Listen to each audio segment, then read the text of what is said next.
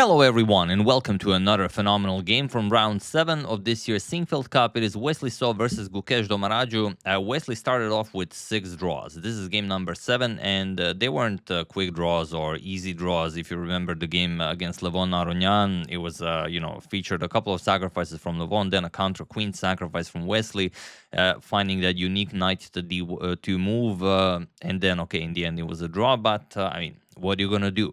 And Gukesh had a pretty interesting start to the tournament, losing round 1 game to Pregnananda, then bouncing back with a victory against Nodirbek Abdusatorov, and then drawing all of the other games. So they are both on 50%, and whoever wins this one, if it's a draw, then they're still on 50%, but whoever wins this one could still win the tournament, as 3 more rounds to go. Anything can happen, so there's a lot on the line. So let's see what happened.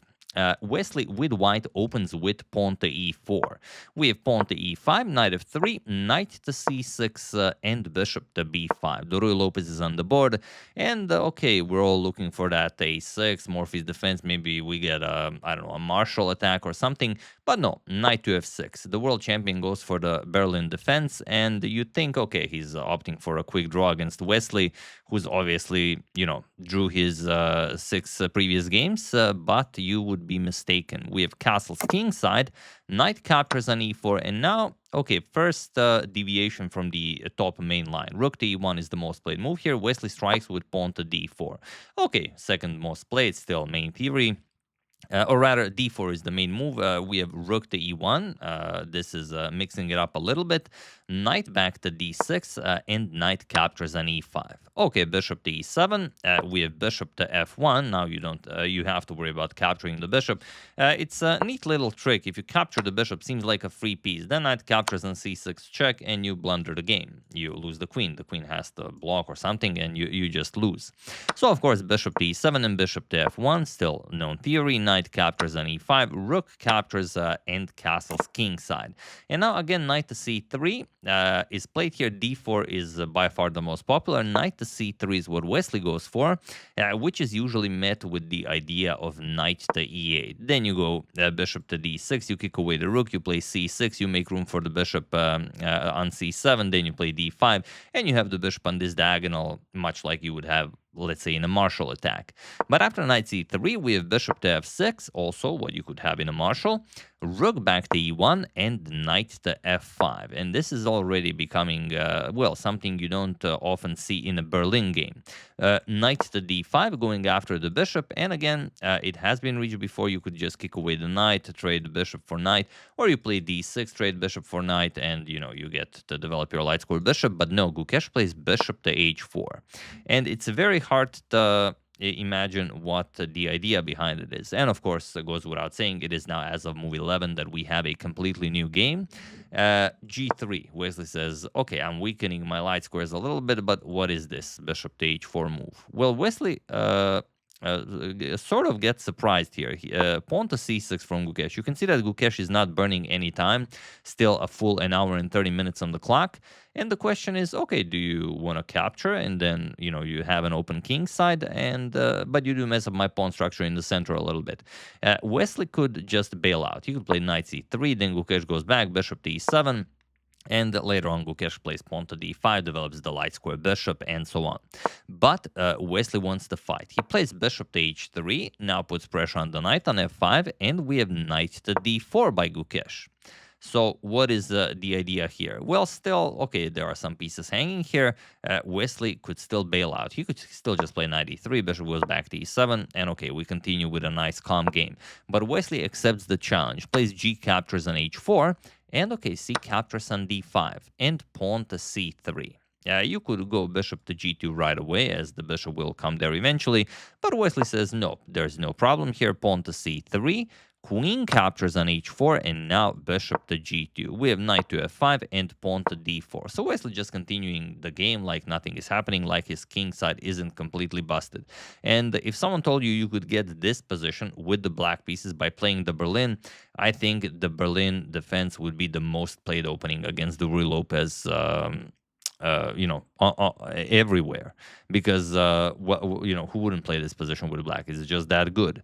We have pawn to d6. Gukesh could maybe try to hold on to this pawn, but no, of course he just plays pawn to d6. He wants to develop, and he's not worried about giving up a little bit of material, and by a little bit I mean a lot. With bishop captures on d5, now even bishop to e6.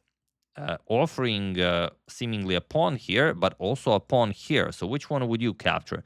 Well, the problem with capturing this one and going rook captures on e6 is that now this rook is already in the game. You can develop the other rook, and the white will pay the heavy price of, sorry about that, of not developing his pieces. And okay, the queen coming to h3, knight h4, knight f3. This game could be over before it even begins. So after bishop to e6, Wesley says, all right, I'm going to capture on b7. I'm not against grabbing a free pawn. And Gukesh goes rook 8 to e8, going for full development here. And even though he's the one who started giving up a little bit material, now he's actually down a pawn. Okay, we have bishop to c6, challenging the rook, rook e7, and bishop to d2. Wesley, of course, also needs to develop, otherwise he will pay the ultimate price.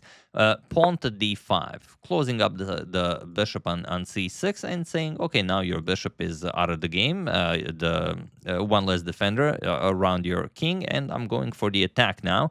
And Wesley needs to figure out some sort of a defense real quickly. He finds queen to f3, and that is definitely the idea. Because by playing pawn to d5, Gukesh wanted to play knight back to d6, then knight to e4, and there's no defending this position. But now the idea is that if you go knight d6, you can just play queen f4.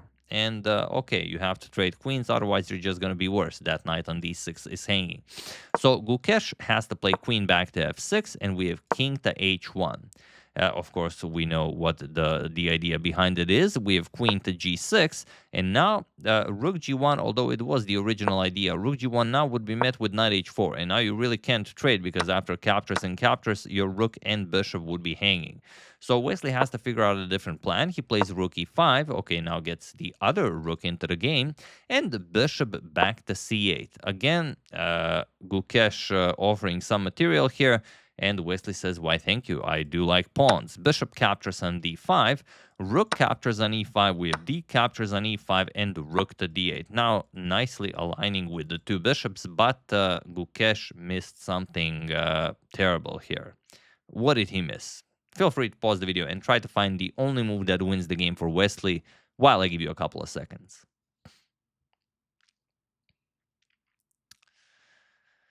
Yes, the tricky move that he missed is rook to g1. Of course, probably the first move you think of, so it doesn't appear to be all that tricky. But now the question is, what do you play here? Can you just, move the queen and that's it? Let's say you play something like queen to h. Okay, you can go to h6. The bishop is covering that. You can't really go to h5. The queen is covering that. You can't go anywhere here. So you could go all the way to b6. So what is the idea? Well, then just pawn to c4, and Gukesh doesn't have all that much to show for. He could capture the pawn on b2, let's say, and then bishop comes to g5, puts pressure on this rook, and it's looking well, very, very sad for the world champion. For example, you move the rook, all of a sudden bishop f6. And not a lot to be done here. You could play pawn to g6, pawn to e6 is coming, and then let's say bishop captures on e6.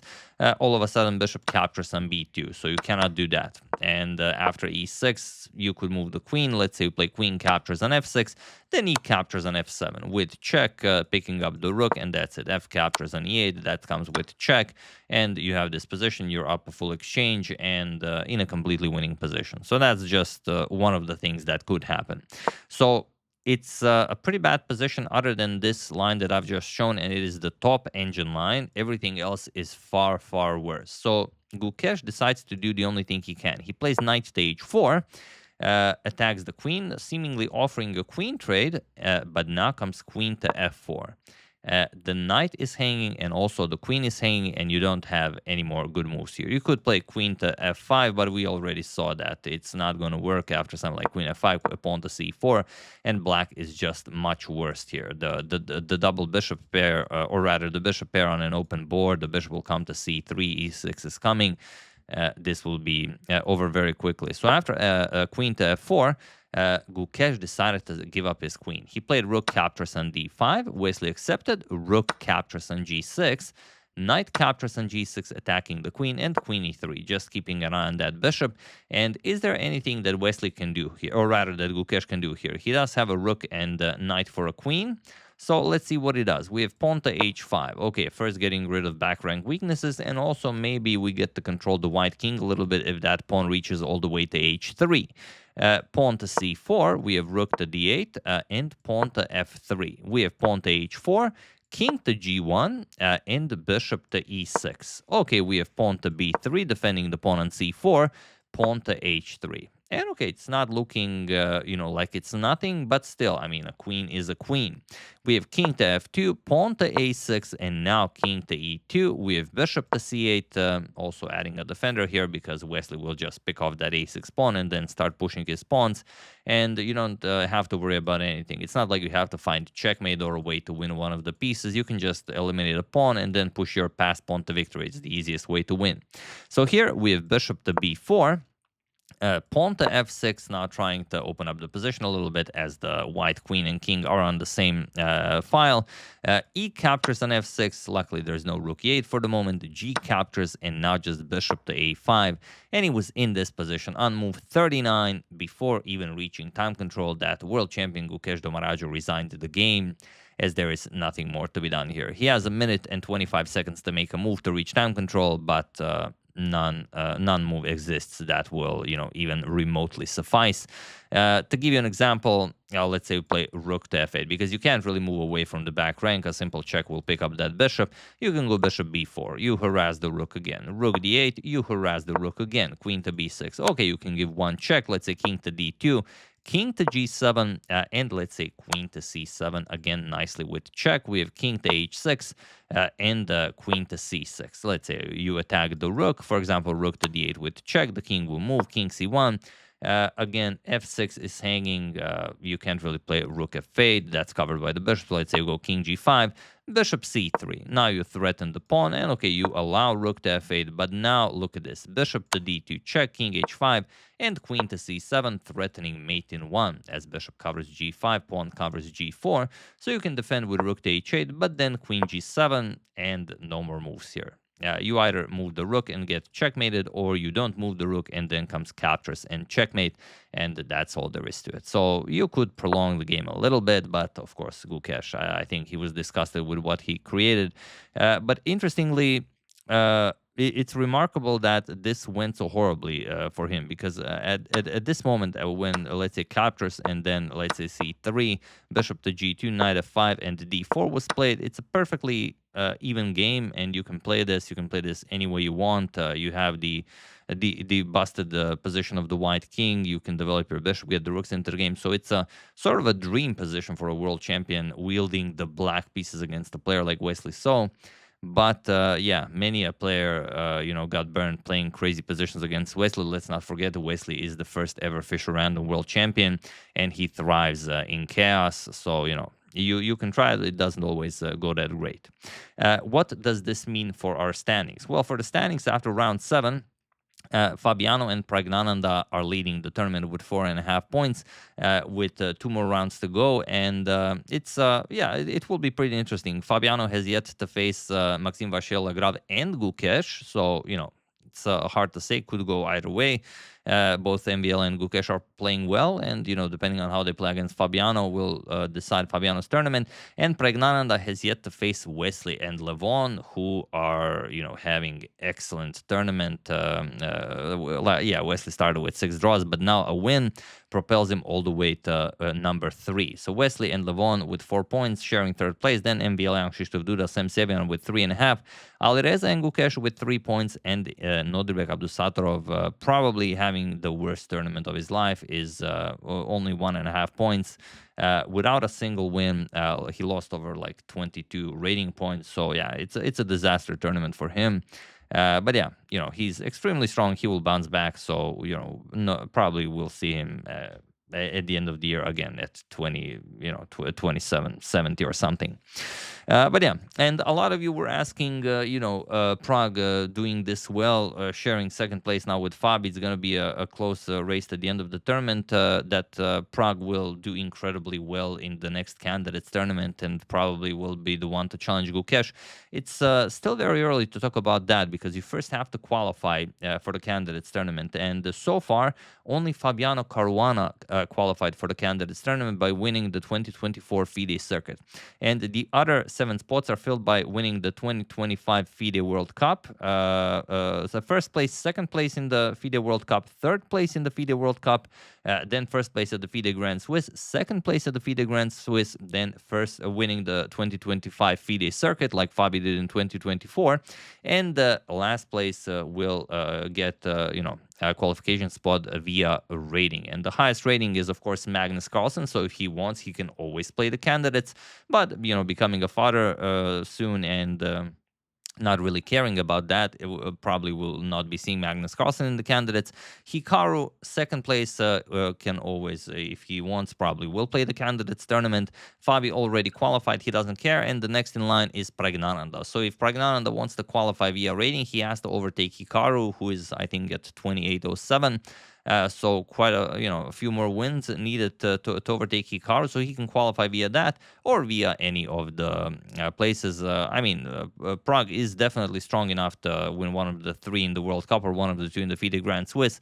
But it's one tournament. You could have a bad one, you could have a good one. Nijat Abbasov qualified, and we've never seen him anywhere near after that. So could go wherever. It's that kind of an event. But yeah, okay, it's 2 rounds, so even if you lose, you will get a chance to bounce back, but it's still very hard.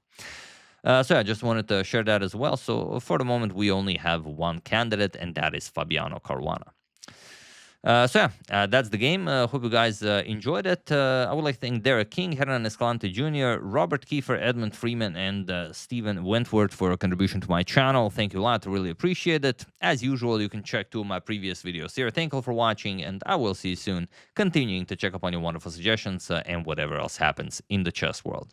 Thank you all. I will see you soon, and have an excellent rest of your day. And of course, do try Lotus Chess. First link in the description below. Learn to play fighting chess, improve your skill, and you will be thanking me even though you don't have to. See you soon.